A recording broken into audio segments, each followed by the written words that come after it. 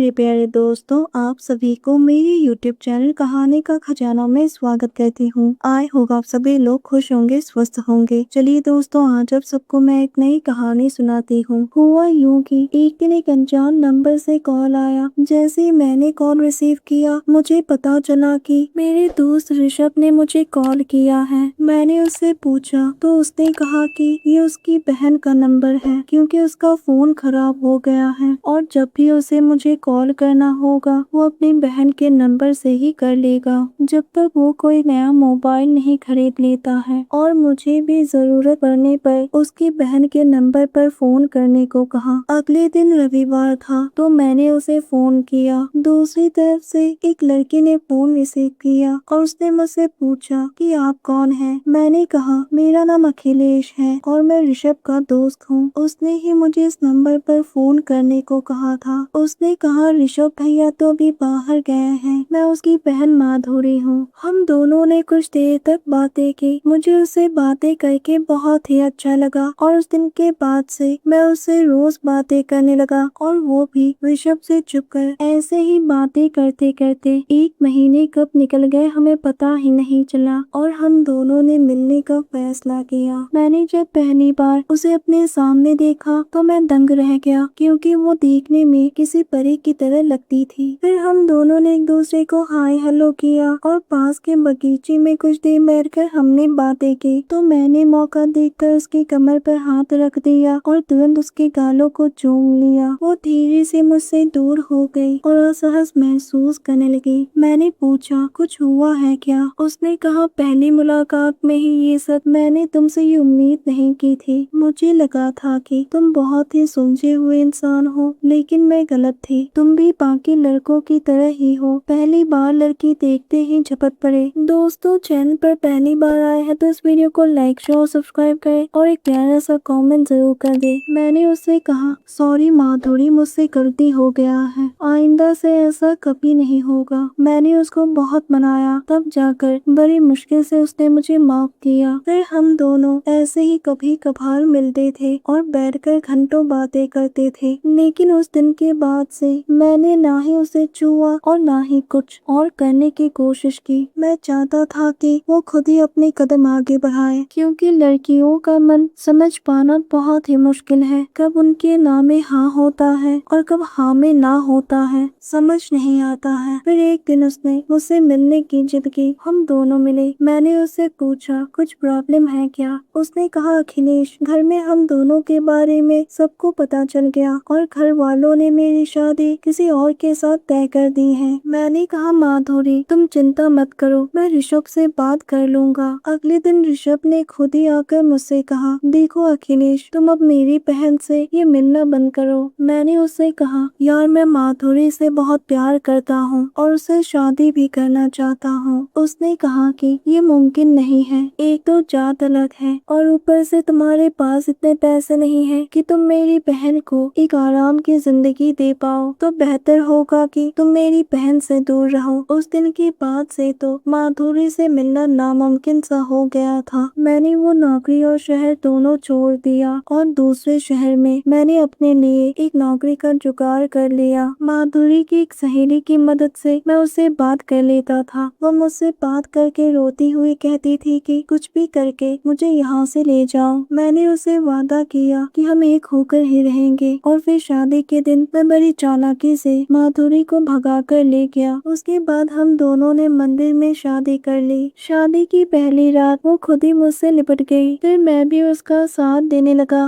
और धीरे से उसके होठों को और हाथ उसकी धड़कनों पर, फिर धीरे से उसकी धड़कनों को भी आजाद कर दिया। उसने अपने दोनों हाथों से अपने चेहरे को छुपा लिया। वो शर्मा रही थी तो मैंने कहा कि अब क्या शर्माना, अब तो मैं तुम्हारा पति हूँ। फिर उसने धीरे से अपने चेहरे से हाथ हटाया। मैं धीरे धीरे उसे प्यार से सहलाते हुए आगे बढ़ता गया। हम दोनों का ही ये पहला मिलन था। वो सिसकते हुए बोली तुमने तो मुझे जन्नत की सैर करा दी। उसके शब्दों ने तो मुझे और भी जुनूनी कर दिया। मैं बहुत ही खुश था कि मुझे मेरा प्यार मिल गया और वो भी मेरी पत्नी बनकर मेरा साथ दे रही थी। दोस्तों, प्यार में ना जात देखी जाती है और ना ही अमीरी। प्यार तो दो आत्माओं का मिलन होता है जो आपको रूह तक सुकून दिला दे। दोस्तों, आप सबने अपना कीमती समय निकाल कर इस वीडियो को सुना, इसके लिए आप सभी को धन्यवाद करती हूँ। धन्यवाद दोस्तों।